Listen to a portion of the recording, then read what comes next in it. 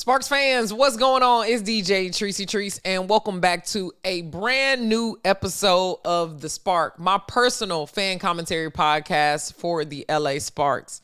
Y'all, times are good. How y'all doing? How was watching the game last night against the Aces? Wasn't it wonderful? It was wonderful. Since May 30th, the Sparks have lost 3 games and won 2 games. So we lost 3 back-to-back and got 2 back-to-back wins. That's right, back-to-back. Last night defeated the defending champions, the Las Vegas Aces. Huge upset, 96-92. There were some things happening there. A lot of people were upset about the officiating. But you know what? It really wasn't going our way. I was at the game. It seemed like Asia Wilson was getting a lot of calls that De'Erica Hamby wasn't getting. But people seem to be really mad about the officiating. I think it's been the same across the board, but then again, that's just me. And I'm sure I have a biased opinion on that, just like the Aces fans have a biased opinion on how many fouls and all of that their team got. Becky Hammond actually fouled out of the game, got ejected from the game because she had 2 technical fouls, left the game with 20 seconds left. It was controversy. Asia Wilson scored her 4,000th point. It was an honor for me to be there and witness that. She is balling, y'all. And this podcast is always talking about the Sparks, but can we take 1 minute and just talk about how crazy it is for Asia Wilson to be playing at the level she's playing at? She's one of the greatest women's basketball players of all time. Come on, bringing a back-to-back championship. Not saying I'm rooting for a three-peat. Maybe I am, maybe I'm not. This year, it doesn't look like the Sparks are going to be in the running as we're rebuilding the team, and the management of the team and the front office keeps talking about that this is a young building squad with some vets, some rookies, but they're building together. So we just haven't seen a player like Asia Wilson in a long time. It was just amazing to watch. She played an incredibly great game. It got really close. The Sparks were up by 10 at one point. The Aces started 14-0. I was sitting there like, dog, this is about to be a blowout. But no, the Sparks fought back, and that seems to be our theme so far, and what we want to be known for is always fighting back, having that grit, making sure that we are actually competing at that higher level and meeting their physicality with more physicality. So I am over the moon. I actually predicted that Rickea Jackson was going to be player of the game in the LA Sparks Weekly Show with Michael Matthew and Infinity TV. And I was just going off my gut feeling because Vegas is a winning team, and I feel like Rickea is a winner through and through. Not that the other people aren't, but she is hyper fixated on winning. She wants to win. She constantly talks about it. So playing against the champs, I think she will want to show up. You know, you want to compete at that level. This is the time for you to pop out. And she was just doing everything on both sides of the court, man. Sparks fans, we are having a good time. Beat the Las Vegas Aces 96-92. Also, finally knocked off the Dallas Wings. That first one we should have won, too. That was a close game, but we beat the Dallas Wings on June 7th, 81-72.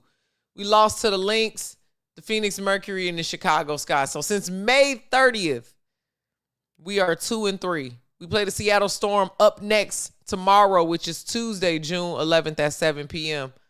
I don't know how that's going to go. It's been a lot of drama. NECA got thrown to the floor by Nafisa Collier on one game. Skylar Diggins got elbowed by Kalia Copper. She was bleeding in one game. We don't want that smoke. We want a regular game. We don't need all the extra fanfare. I will say the Seattle Storm have really picked up speed. They were stumbling at the beginning of the season, just trying to figure it all out, and lost a couple games, a few games back to back. But now Skylar Diggins, I think, is getting more set on being there. Same thing with NECA. Also, NECA was injured earlier in the season, so that is going to be a very interesting matchup. Tuesday, June 11th, we play in the Seattle Storm. We're on a long road trip, so all these games are going to be away.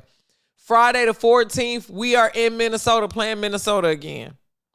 How happy am I that we're going to play Minnesota? Yay.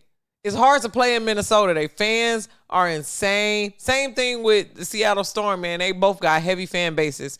So I'm excited to see how those two go, and just how the teams show up, how the rookies play, how the vets play. Is Zaya Cook going to get any play time?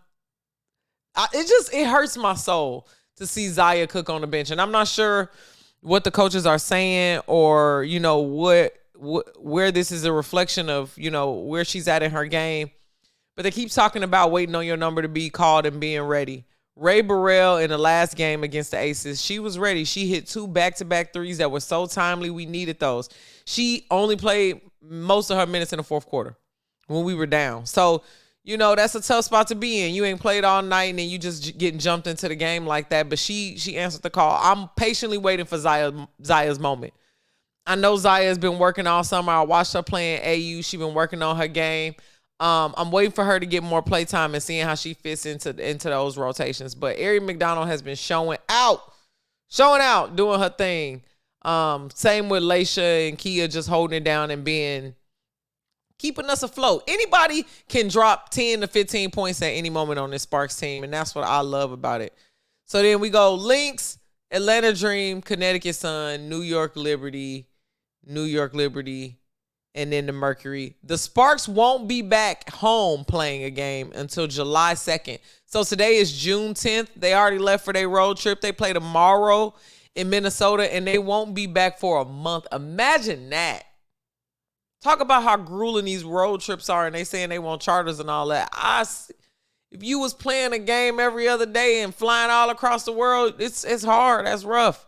So wishing the Sparks a great road trip. Excited to see the results of the second road trip. I'll definitely check back in with y'all weekly like I normally do to just debrief and kind of talk about all this.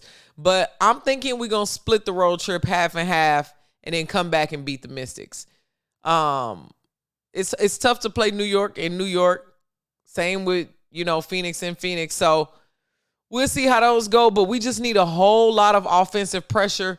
We need to keep the energy up. We need to defensively and offensively rebound and keep pushing the ball. We got good energy. We are the X factor. People don't know. We just passed Dallas in the Western Conference standings. I'm not sure for how long that'll be there, but we did it. With this new team running, new schemes that has had limited practice. So I'm so very proud of the LA Sparks, and I know y'all are.